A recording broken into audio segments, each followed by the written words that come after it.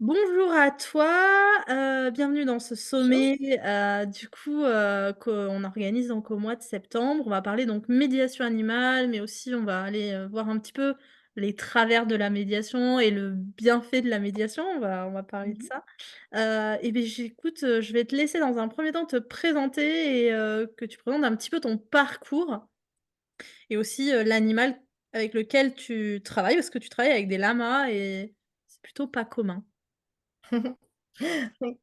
Bonjour à tous. Donc effectivement, moi je suis Charlène Perriola, donc j'ai créé l'Institut de médiation animale Lama des Plaines, donc ça va faire 18 ans au mois de septembre. Donc je suis intervenante, depuis cette date, donc j'ai un parcours très atypique puisqu'en fait, depuis mes 8 ans et j'ai 42 ans aujourd'hui. Depuis que j'ai 8 ans, en fait, je voulais travailler avec des personnes, fragiles, en lien avec des animaux. Donc ça a été, en fait, un parcours un petit peu, au début, chaotique puisque, il y a 35 ans, on parlait pas forcément, de médiation animale. Donc, on savait pas trop, vers où m'orienter au niveau scolaire. Donc on m'a orientée plutôt sur l'agricole parce que quand je disais le mot animaux, ben, du coup, hop, on l'envoie en agricole. Donc j'ai fait un brevet de technicien agricole, service en milieu rural, option donc service à la personne, bien entendu. Et puis derrière, donc j'ai fait un doc de psycho qui m'a pas servi à grand-chose, malheureusement, parce que ben, c'est vrai que les 2 premières années, c'est des statistiques et je comprenais pas trop où ça me menait, donc j'ai vite arrêté. Et derrière, j'ai fait de la formation pour adultes, donc j'ai fait des formations professionnalisantes en quittant en fait le côté scolaire. Donc, je me suis spécialisée, donc je suis sophro-relaxologue. J'ai travaillé sur tout ce qui est énergétique traditionnel chinois. Donc j'étais jeune, hein, puisque j'avais pas 20 ans à l'époque, donc je me suis intéressée déjà au milieu énergétique très tôt. Je comprenais peut-être pas tout même à l'époque et puis, après je me suis formée sur le public, pareil sur des formations pour adultes, en allant dans des associations de parents. Donc je me suis spécialisée sur tout ce qui était, troubles autistiques, et puis également donc tout ce qui était lié en fait, aux troubles spécifiques des apprentissages chez les enfants et j'ai également une formation après spécifique sur, le vieillissement donc, de la personne âgée, et puis, sur les addictologies. Super. Hem, quelle évolution tu as vue depuis, 18 ans de ce métier-là? Parce qu'aujourd'hui, on peut appeler ça un métier, hein, même si c'est Oui. pas encore reconnu. Alors, malgré que tout le monde parle de métier en effervescence, pour moi, effectivement, j'ai vraiment l'impression que ce métier est en train de se casser la gueule. Je m'excuse, hein, c'est un peu violent comme terme, mais j'ai l'impression qu'aujourd'hui, il y a énormément de gens qui viennent parce qu'ils ont vu de la lumière, en mode, on aime les animaux, on aime les gens, on va essayer de les mettre ensemble. Mais en fait, ça ne marche pas comme ça. Il y a vraiment des dossiers à monter, des projets à monter pour les bénéficiaires et ça ne s'invente pas en fait. On ne peut pas juste mettre en lien des gens. Il y a vraiment des problématiques avec des vraies pathologies derrière et on peut vite faire beaucoup, beaucoup d'erreurs et c'est très compliqué à réparer, quand on fait des erreurs derrière. Ouais. Donc, du coup, je trouve qu'on paye énormément les nouveaux intervenants qui sortent de petites formations sans avoir le principal, qui ne savent pas monter de projet et qui du coup vont casser les prix parce qu'ils pensent qu'en cassant les prix, effectivement, ils vont avoir du monde. Chose qui marche, hein, forcément, puisque les établissements médico-sociaux et les familles, le nerf de la guerre, c'est quand même les finances. Et de ce fait, font des erreurs. Et après, les familles reviennent vers nous en nous disant, voilà, ça s'est mal passé, comment on va faire? Et du coup, on doit repartir de zéro et même encore plus loin et en ayant fait des dégâts à la fois sur l'humain et très souvent sur les animaux aussi, avec des intervenants qui ont été malheureusement mal formés. Donc, j'ai de plus en plus de mal à me sentir bien dans mon métier et à être fière en fait de mon métier. J'ai été très fière de mon métier, mais aujourd'hui, j'ai du mal à me positionner par rapport aux personnes qui arrivent sur le marché, on va dire. Ouais. Qu'est-ce que tu penses ouais, qu'est-ce qui leur manque pour toi? Alors, à l'heure d'aujourd'hui, il manque beaucoup de bon sens. OK. Ouais, beaucoup de bon sens, beaucoup de pratique et la connaissance des animaux avec lesquels ils travaillent. Moi, je suis confrontée, effectivement, on en parlait un petit peu avant, hein, mais à beaucoup de gens qui travaillent de plus en plus avec le lama, mais qui ne travaillent pas par passion pour l'animal, mais qui vont travailler des fois avec le lama pour faire le show. Et quand on voit des animaux, effectivement, blindés de signaux d'apaisement parce qu'ils sont en souffrance et qui continuent à travailler avec des longes qui tirent, etc., moi, j'ai le cœur qui saigne, j'ai les larmes aux yeux et c'est quelque chose qui me fait énormément de mal. Aimer les animaux, ça ne suffit pas en fait. Les aimer, c'est les respecter dans leur intégralité et en connaissant leurs fondamentaux et ce dont ils ont besoin. Aimer l'humain, ça ne suffit pas. Il faut connaître les bénéficiaires avec lesquels on travaille, il faut connaître les problématiques. Moi, il y a certaines problématiques avec lesquelles je refuse de travailler parce que je ne suis pas formée. Donc, si je ne suis pas formée, c'est soit je me forme et je prends le temps, ça me demande de l'argent et du temps, soit effectivement, je dis non et je les redirige vers des gens qui sont plus compétents. Mais à l'heure d'aujourd'hui, il y a énormément de gens qui ne savent pas dire non. Et du coup, bah, qui vont faire énormément de dégâts avec tout le monde, quoi. Et ça, c'est quelque chose qui est, je pense, très difficile à l'heure d'aujourd'hui à encaisser, surtout au bout de 18 ans. Ouais, bah, oui. Non, mais enfin, ça, je suis d'accord avec toi et c'est vrai qu'aujourd'hui, on les gens savent pas définir, en fait, quel public ils veulent, quels animaux et du coup, ils se forment pas et ils font tout et n'importe quoi et voilà, on a à peu près le même âge. Moi, j'en ai 38 et ouais, on enfin, moi, je vois les mêmes choses, voilà. Moi, Mm. j'ai connu l'équithérapie avec mon papa qui était équithérapeute, mais voilà, je vois, plein, plein, plein de choses qui m'hérissent le poil aussi comme toi, je me dis: Alors qu'en fait, c'est facile de poser des limites et de se dire, ben, il n'y a pas de concurrence si chacun fait en fonction de ses compétences, il y a de la place pour tout le monde. Par contre, quand certains, effectivement, commencent à casser le marché en essayant de faire de l'à peu près, ça marche pas. On peut pas faire de l'à peu près, on peut pas. Et il y a une espèce de mode et d'ambivalence par rapport à ça qui est très douloureuse. Ouais. Ouais, puis tout à l'heure, tu disais, voilà, tu t'es formé, tu as pris le temps. Bah, former à ce métier, c'est du temps, il faut l'accepter en fait, hein, aussi, Et de l'argent.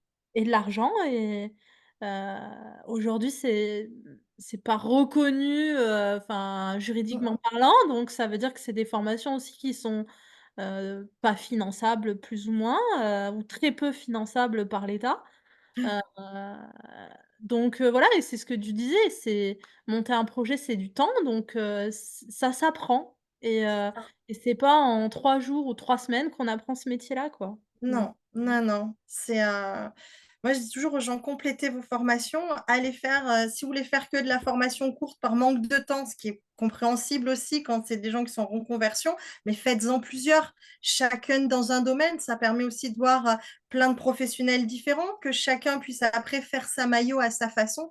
Mais c'est difficile de faire entendre ça parce que les gens, ils pensent que ben, on peut se lancer dans un métier non reconnu sans formation. Mais effectivement, ça demande un engagement personnel et financier qui est énorme. Moi, à l'heure d'aujourd'hui, si je cumule l'argent que j'ai investi dans les formations, ben, effectivement, je ne l'ai pas amorti quoi, par rapport à la rentabilité de l'activité. Et on ne parle même pas du fait de nourrir nos bêtes ou des frais vétérinaires qui est à côté. Moi, rien qu'en nourrissage par rapport à mes animaux, je suis entre 15 et 17 000 euros par an. bah, oui.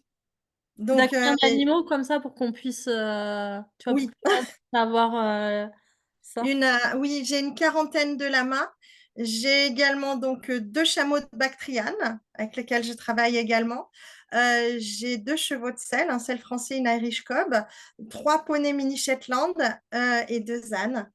Voilà. Et puis bon, j'ai un chien et des chats, mais qui ne travaillent pas en médiation animale. Je travaille exclusivement avec les grands herbivores. OK, super.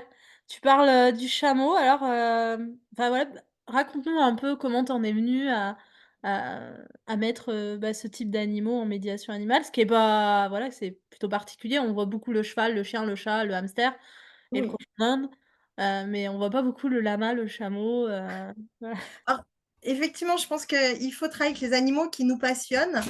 Moi, je suis passionnée. Le chat vient de faire tomber quelque chose, c'est pas grave. Moi, je suis passionnée effectivement par les camélidés. Donc, les petits, effectivement, bah, c'était plus facile à une époque de trouver, effectivement, de pouvoir acquérir des lamas et de travailler avec les lamas. Ça a été quelque chose de plus facile. Donc, mon rêve, c'était aussi de pouvoir vivre avec des chameaux. Alors, moi, je préfère le chameau de Bactriane au dromadaire, mais ça, l'un n'empêche pas l'autre. Pareil pour les alpagas. On peut tout à fait travailler avec les alpagas, c'est pas dérangeant. Mais il faut travailler avec les animaux qu'on aime. Et du coup, bah, j'ai eu la chance dans mon parcours à un moment donné de pouvoir effectivement aller me former sur les chameaux de Bactriane. Donc là aussi, la formation a eu, tout à l'heure on parlait de dépassement de soi, je suis partie à Berlin pour me former chez des éleveurs avec quelqu'un qui me faisait la traduction de la formation. Donc forcément, c'est une démarche qui est différente. J'ai fait d'autres formations en France après avec des éleveurs de dromadaires parce qu'il fallait complémenter toujours. Et puis des éleveurs avec, enfin, des personnes qui sont vétos aussi, qui connaissent les animaux pour pouvoir aussi les soigner le mieux qu'on peut. Euh, et puis ben, du coup, j'ai pu, il y a ben, maintenant 7 ans, acquérir ma première chamelle. Et puis, ça a été un super parcours. Donc, c'est des animaux très calmes aussi, hein. Ouais. C'est un animal domestique, donc comme le lama, qui ne mérite pas de certificat de capacité, en tout cas à l'heure d'aujourd'hui, et qui normalement, effectivement, sont élevés donc plutôt dans les terres froides, hein, puisque ça vient plutôt du désert de Gobi, en Mongolie. Et c'est des animaux qui sont gérés par les enfants. Donc, c'est des gros animaux, mais qui ont en fait beaucoup de présence et de facilité à être auprès de nous. Donc, on va pouvoir travailler plein de choses, comme avec le lama. Moi, je reste qu'à pied, hein. Je ne fais jamais monter même mes chameaux. Donc, on va travailler à pied avec eux sur du brossage, de la mise en lien, de la longe éventuellement, du petit parcours, mais en fonction des objectifs des bénéficiaires et des problématiques, quoi. Le but, c'est pas de faire du sensationnel, quoi. J'ai pas des chameaux pour du sensationnel, j'ai des chameaux parce que j'aime les chameaux. Mais en aucun cas, en fait, c'est pour faire waouh, j'ai des chameaux et je vais travailler différemment. Non, non, je les ai parce que je les aime et c'est avant tout, après, je mets en lien le public qui vient à moi parce que je les connais, en fait, et que je connais les limites de mes partenaires de travail et leurs besoins. Ouais, ouais. Oui et puis il a fallu aussi que tu trouves, du coup, des gens, qui puissent, t'aider si jamais ils sont malades et cetera. Parce que c'est des animaux qui demandent aussi des soins particuliers, pas comme le chien et le chat, donc trouver un Mm, vétérinaire qui s'y connaisse et cetera. Donc ça c'est toute cette logistique aussi qu'il faut montrer, aux tout gens à pour fait. que Oui, oui, oui. Ah bah, le vétérinaire, c'est indispensable. Sur les camélidés, il faut savoir que dans le cursus vétérinaire, il n'y a aucune journée qui est consacrée aux camélidés dans le cursus. Donc, c'est au bon vouloir des vétérinaires de se former. Et ben, en général, quand on a quelques animaux, effectivement, pour eux, c'est difficile de se dire on va se former alors qu'il n'y aura pas de rentabilité financière, quoi. Surtout qu'aujourd'hui, tous les cabinets vétérinaires sont achetés par des groupes américains. Et du coup, ils font de la finance, donc ils font plus du soin. Donc, c'est très compliqué. Donc, après, il faut retrouver des vétérinaires passionnés qui sont OK de communiquer avec nos vétérinaires de campagne pour pouvoir soigner nos bêtes. Mais c'est très rarement le veto du coin qui va soigner nos bêtes. En vérité, c'est vraiment des passionnés qui vont communiquer entre eux et qui vont trouver des solutions, quoi. En gros, c'est un peu Docteur House en mode veto, quoi. ça, c'est ça. Tu peux nous parler un petit peu de tes animaux? Qu'est-ce que tu peux voir entre, différence entre un cheval et un lama ou Oui, un ou tout ça, ouais, qu'on puisse oui, voir, bien c'est sûr. intéressant. Alors, le lama, c'est vrai que l'avantage, c'est que il va bouger doucement. C'est des animaux qui sont lents. J'aime beaucoup travailler en liberté avec eux, mais aussi à la longe. Mais le fait qu'ils se déplacent très calmement, ça va me permettre de travailler avec des publics qui vont avoir des potentiels intellectuels un petit peu plus bas, donc avec des personnes qui vont être non-verbales, qui vont avoir des gros soucis psychomotes, donc très souvent des personnes qu'on peut retrouver en femmes ou en masse. Donc j'ai plus travaillé avec des grosses déficiences intellectuelles avec les lamas. Avec les chevaux, les ânes, les poneys, je vais travailler avec des jeunes qui ont plus des soucis au niveau comportemental. C'est qu'on va avoir des vraies réponses comportementales par rapport à l'animal. Et du coup, ben, ça va être mieux compris, ce qu'on doit faire. La consigne va être mieux respectée et cetera. Donc on va avoir une approche complètement différente et c'est vrai que je vais plus travailler avec les uns ou les autres en fonction du public, mais aussi en fonction du souhait du public. J'ai, des fois, même, des jeunes qui ont effectivement des troubles du comportement, hein, des TDAH par exemple, qui viennent, mais qui adorent les lamas et qui vont travailler avec les lamas et les lamas vont complètement les apaiser de par leur calme et j'ai encore une maman qui me disait avant-hier: «J'adore quand Fleur reparte chez vous parce que pendant 3 jours, elle est apaisée, quoi». Mais Mmh. elle est apaisée par les lamas et par le calme qu'elle est venue chercher auprès des animaux, en fait et de ce qu'on a mis en place pour le bien-être de cet enfant, quoi. Donc c'est voilà, en fait, c'est difficile de dire, des protocoles types par rapport au public. Ouais, On va aussi s'adapter en fonction après des individus, mais c'est vrai que de manière générale, je vais dire que, le cheval parle un petit peu plus fort que le lama. OK. Et le chameau alors du coup? Parce que c'est Oh, le chameau, c'est un peu une feignasse, hein, quand même, le chameau. Donc on va plus être dans le chameau, il va provoquer l'étonnement déjà, parce qu'on n'a pas l'habitude de le voir. Donc une fois l'étonnement passé, on va être plutôt dans du contact sensoriel. On va travailler plutôt la sensorialité avec le chameau. Observer un petit peu comment il bouge. Les oreilles sont très petites sur ce gros animal, parce que moi j'ai un chameau, il fait plus d'une tonne. ah oui. Donc, quand on est à côté, on se sent petit. Pourtant, il a toutes petites oreilles. Il a aussi, ben, du coup, ce qu'on appelle la cinquième jambe du chameau, hein, sa plaque sternale, donc qui a observé. Donc, au niveau sensoriel, il y a énormément de choses qui vont se passer une fois que l'étonnement va être passé. Donc, on va travailler aussi tout l'aspect émotionnel qui va vivre, qui va survivre autour du chameau. Donc, il y a aussi le dépassement de soi parce qu'on va être étonné de sa taille, étonné de ses bosses. C'est comme un animal qui a un look très particulier. Et du coup, on va aussi travailler tout l'aspect émotionnel autour de ça et qu'est-ce que ces émotions, elles font vivre et qu'est-ce qu'elles vont faire travailler sur mon bénéficiaire. Super. Merci pour ton partage, c'est super ce que tu dis. Hem, Avec tu On parlait du marché tout à l'heure et Oui, ce serait bien de revenir là-dessus et d'essayer d'expliquer aux gens, que bah, les prix déjà qu'on fait sont pas forcément rentables même pour nous, mais qu'aujourd'hui, c'est pas, une consultation de médecin qui est très enfin voilà, c'est voilà, on va dire qu'une consultation de médecin, on en a besoin, mais aussi que ça nous apporte du bien-être et bah, j'aimerais bien qu'on rentre un petit peu là-dedans si tu le veux bien. oui, avec plaisir. C'est vrai que l'aspect financier, c'est un petit peu le nerf de la guerre hein, parce qu'il va falloir, ben, en fonction de nos frais de fonctionnement, effectivement, pouvoir établir des tarifs et le but du tarif, c'est pas d'être moins cher que le voisin pour pouvoir avoir plus de monde, mais de vraiment être le plus juste possible en fonction de ce qu'on propose. On ne deviendra jamais millionnaire. Enfin, moi, en tout cas, ça fait 18 ans. Euh, je me suis pas lancée là-dedans en me disant que j'allais être millionnaire. Bon, on m'avait prévenu, hein. Je me rappelle quand j'étais plus jeune, j'avais un instructeur d'équitation qui m'avait dit: «Tu veux devenir millionnaire avec les chevaux?» Alors, parce qu'au début, je pensais effectivement travailler beaucoup plus avec les chevaux qu'avec les petits camélidés. Je savais pas trop, quoi. J'étais jeune. Alors moi, je lui dis: «Bah oui, donne-moi l'info, quoi». Et il me dit: «Il faut que tu sois milliardaire au départ». Donc, pour pouvoir être millionnaire, il faut être milliardaire. Ça veut dire qu'en fait, avec les animaux, quoi qu'il en soit, on perd de l'argent. Donc, il y a une réalité de terrain quand même qui est là. Et du coup, après, le but du jeu, c'est qu'on arrive à l'équilibre, effectivement, qu'on puisse nourrir nos animaux. Donc, moi, dans mon secteur, en tout cas, je suis dans un secteur très rural, il m'est très difficile de proposer des ateliers d'une heure à plus de 40 euros. Ce n'est pas possible. Les personnes n'ont pas les moyens, ils n'ont pas les salaires en adéquation. Donc, effectivement, il faut faire beaucoup d'ateliers d'une heure pour pouvoir effectivement arriver à une certaine somme d'argent. Donc après, il y a d'autres choses qu'on peut proposer aussi. C'est vrai que comme beaucoup de personnes qui font de la médiation animale, ben, des fois on propose des ateliers pour tout public avec des anniversaires ou des petites choses pour sensibiliser les autres enfants. C'est aussi ce qui permet de survivre. Mais si on parle médiation animale pure, il faut essayer d'avoir des tarifs le plus juste possible et pour les familles et pour les établissements médico-sociaux et pour nos besoins financiers, mais aussi par rapport au copain qui est à côté. Le but n'est pas de casser les prix pour que le copain il ait plus de quoi nourrir ses animaux, mais qu'on ait tous notre place pour pouvoir effectivement vivre tous ensemble. Ouais et puis tu disais tout à l'heure se spécialiser, enfin, je pense Oui, que c'est aussi le nerf de la guerre, c'est-à-dire que oui, personne ne pourra tout faire et que plus on exactement. va se spécialiser, mieux ça va être aussi, on apportera, ben, des meilleurs résultats si effectivement les gens qui se sont formés complètement sur la personne âgée et ses problématiques ne font que de la personne âgée.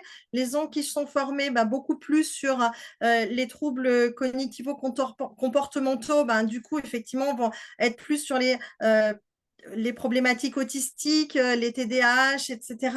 Et du coup, bah, effectivement, qu'on mélange pas tout et que chacun puisse rester à sa place avec son public pour faire le meilleur travail possible pour les bénéficiaires. Notre boulot, c'est pas juste de nous faire plaisir en mettant en lien un humain et un animal et de se dire waouh, c'est trop bien ce qui se passe. Notre rôle, c'est d'amener la personne bénéficiaire vers un mieux-être, de l'amener vers un maintien de ses potentiels cognitifs, voire éventuellement d'espérer une amélioration. Mais en aucun cas, on est là pour faire mumuse et de se dire ouais, chouette, il a touché un lama, ouais, chouette, il a touché un chameau. Moi, mon but, il n'est pas là, ça m'est égal. Par contre, effectivement, ça me remplit de joie. Effectivement, mes animaux me remplissent de joie quand je vois leur disponibilité, ce qu'ils sont capables de faire. Mais mon rôle dans mon travail, c'est d'amener l'humain à se dépasser et à être dans un état de bien-être. Ouais, c'est beau ce que tu dis. Moi, je dis toujours: «On est des chirurgiens émotionnels», tu Oui, vois? c'est beau ça aussi.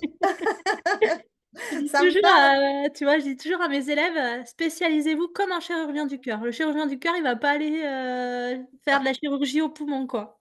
c'est ça. Ouais, Chacun ses capacités, tout à fait.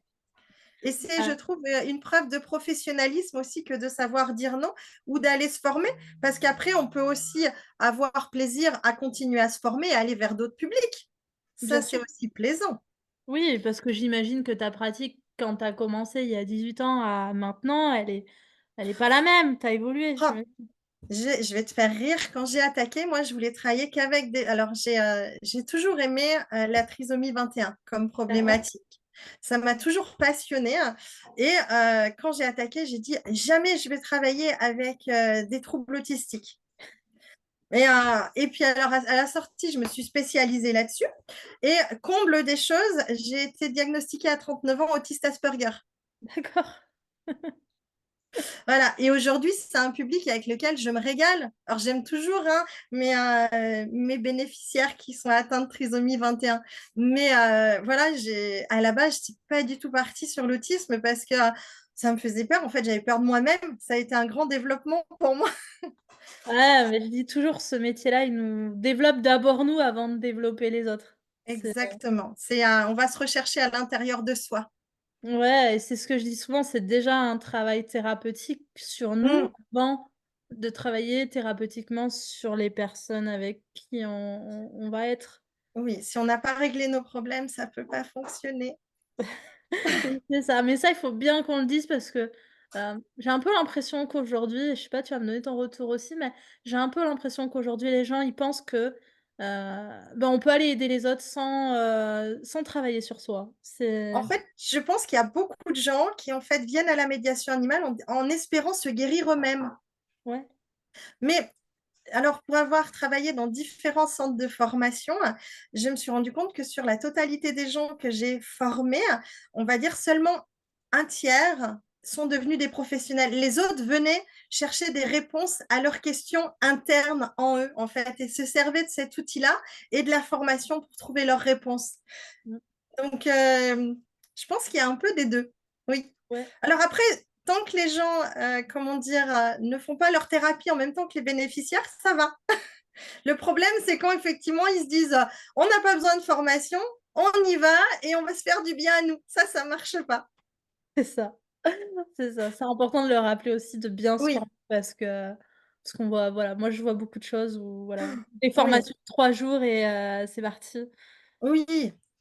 Ça Je peut marcher si effectivement il y a d'autres choses à côté. Ça peut être un complément parce que tous les centres de formation ne peuvent pas tout transmettre, c'est impossible. c'est ça, tu as tout à fait raison et heu et je pense qu'il faut dire à tout le monde que pour choisir sa formation, bon alors OK, il y a la partie financière, c'est le nerf de la guerre, on est d'accord, on peut pas tous se payer une formation de 2 ans, hein, ça on est d'accord. Mais que si on fait une formation de 3 jours ou une semaine, après il faut continuer et que c'est en Continuer. fait un pépère un perpétuel formation, hein, que ça soit toi ou moi, je pense qu'on se forme encore et Oui, complètement. Il faut se former constamment et les gens qui veulent effectivement se former peuvent attaquer.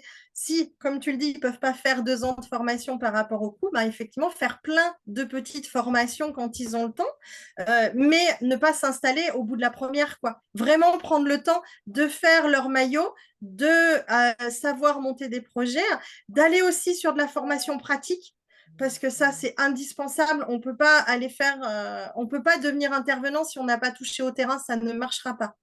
bien Donc, sûr. il faut aller sur le terrain, se confronter au public. Il y a des gens, des fois, qui vont faire des formations et qui n'ont jamais été en contact avec du public. Quand je dis du public, c'est du public fragilisé, différent, etc. Enfin, le potentiel public bénéficiaire qu'on va avoir en séance. Et du coup, ben, la relation humaine, ça ne s'invente pas. Le lien social à l'autre, ça ne s'invente pas. Il y a des choses qui s'apprennent et on ne peut pas approcher n'importe quel individu comme on approche sa pote en disant salut, tu vas bien, ça marche? Non, ça ne fait pas quoi. Ça, c'est ça, c'est ça. Est-ce que tu vois d'autres choses à développer ou à dire, du coup, dans ce que tu as envie? Ben, on parlait effectivement du budget tout à l'heure. Voilà, que le but n'est pas aussi lorsqu'on sort de formation, en fait, on l'a dit, on ne va pas devenir millionnaire, mais vraiment que aujourd'hui, je vois beaucoup de gens qui veulent se reconvertir et qui pensent en fait qu'ils vont pouvoir vivre aussi bien que quand ils étaient banquiers. Non, ça ne marche pas. C'est pas possible. Encore une fois, c'est un métier qui coûte de l'argent. C'est un métier bien net. On va se nourrir d'autres choses, quoi. C'est un métier qui nous nourrit d'autres choses, mais sur lequel, effectivement, on va pas devenir millionnaire. Et ça, c'est une réalité. Et que les gens soient bien conscients quand ils partent se former aussi, parce que ben, derrière, ben, des fois, ça sert à rien d'aller dépenser de l'argent si au bout, on a envie d'une qualité de vie, à avoir un yacht à Saint-Tropez, ça ne marchera pas. Ou si on veut partir en vacances tous les mois, et ben, quand on a des animaux, on devient responsable. Et effectivement, bah, faire garder ces animaux, ça a un coût. Partir en vacances, ça a un coût. Mais effectivement, ça demande des sacrifices, ce métier-là. Et bah, les gens ça m'arrive, moi, d'avoir des gens au téléphone qui me disent comment vous faites pour les vacances? Ben, si déjà ton principal premier, c'est de savoir quand est-ce que tu vas partir en vacances, ne prends pas d'animaux en fait. Laisse-les aux gens qui sont capables de faire des sacrifices et convertis-toi dans autre chose. Ouais, bah, oui, tu as tout à fait raison. Ouais, ouais, il faut vraiment bien mettre cette Réalité. parenthèse-là et cette réalité. Après, toi, je sais pas combien tu as, j'imagine que tu as une exploitation agricole? Alors non, nous, on est en Non? association et D'accord. j'ai donc aussi des agréments pour recevoir des jeunes qui sont volontaires en service civique. Et OK. après, quand je pars en vacances, eh ben, je paye des gens pour garder mes animaux.